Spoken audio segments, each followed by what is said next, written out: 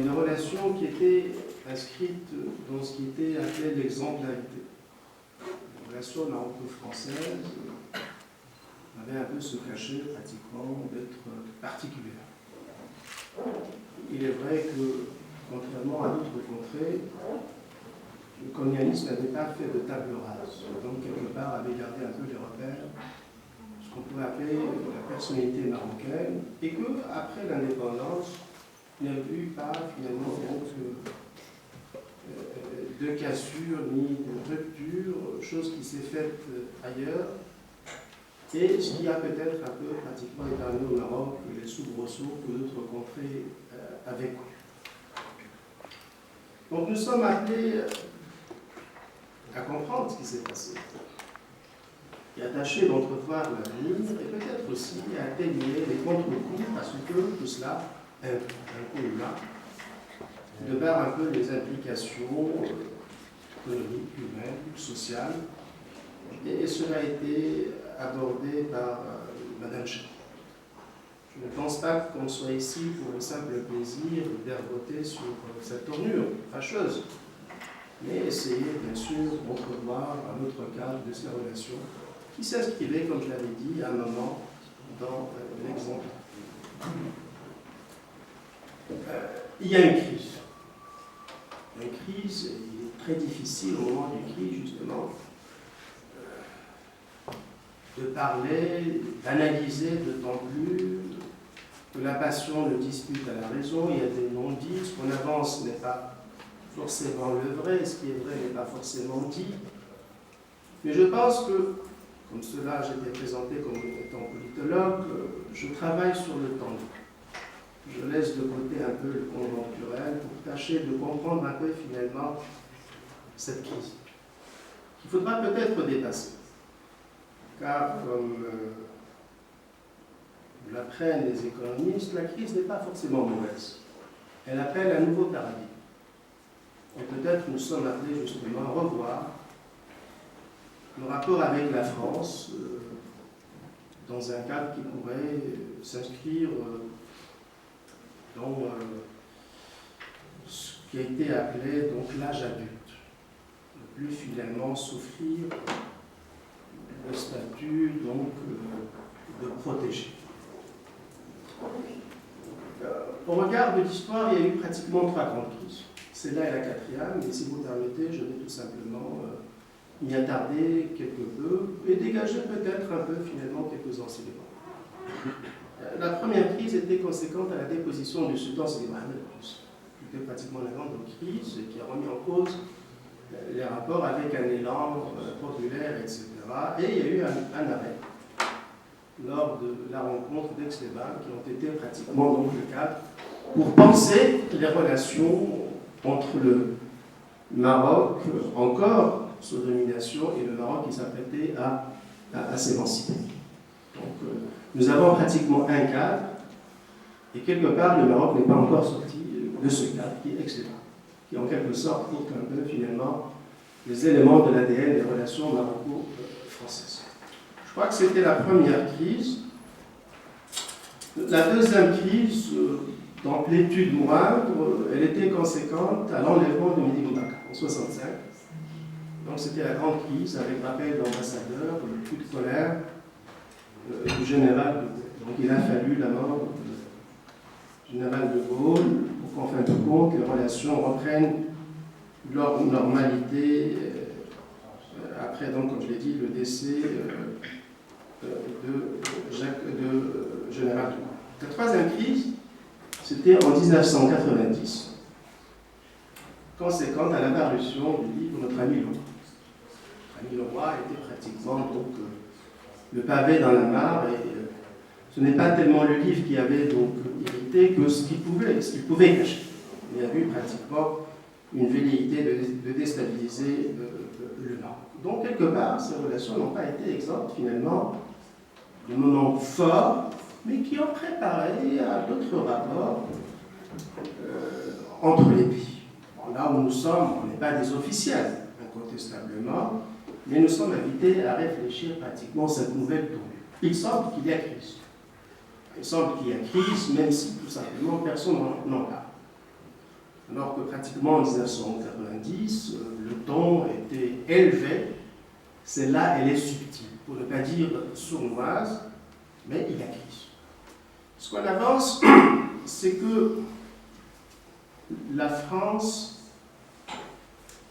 est un peu frileuse sur le dossier du Sahara. Il est vrai que le dossier du Sahara a connu des développements qu'on pourrait appeler, donc, selon un terme américain, breakthrough, une percée. Et il était tout à fait légitime de la part des Marocains de voir un peu la France accompagner cette évolution. C'est légitime. D'autant plus que la France a accompagné le Maroc dans ce dossier, bien avant 1975. Et comme cela a été dit par Serrali, s'il y a un pays qui connaît donc les tenants et aboutissants de ce dossier, c'est bien la France. Et donc, il était légitime, de la part des Marocains, à ce que la France ne fasse pas moins que d'autres pays qui ne connaissent pas le dossier. En l'occurrence, la Hollande, l'Allemagne, ou au moins, au même titre que l'Espagne. Est-ce à dire que la France a revu sa position? Je ne le pense pas. Je pense qu'il faut quand même raison garder. Bon, on aurait incontestablement aimé et souhaité que la France sorte, comme cela est dit dans le jargon officiel, de sa zone de confort. On l'aurait souhaité. Mais est-ce à dire que la France a changé sa position? Elle avait de tout temps appuyé concernant donc le plan d'autonomie, je ne le pense pas. Il y a incontestablement des considérations d'équilibre régional qui peut-être empêchent la France justement de rendre publique sa position. Donc, quelque part, à mon humble avis, et si jamais la France remet en cause sa position sur le dossier du Sahara, ce n'est pas atteindre aux intérêts stratégiques du Maroc, mais c'est se déjuger. Je ne pense pas que la France puisse se déjuger, et la France connaît l'importance de ce dossier pour tous les Marocains. Donc, le dossier du Sahara, comme l'a dit ici Ali, un peu pratiquement l'équivalent un peu des valeurs républicaines. Je pense, me concernant, c'est tout simplement la marocanité du Maroc qui s'exprime à travers le dossier du Sahara, et je pense que les Français le savent. Et je ne pense pas que la France puisse aucunement, pratiquement.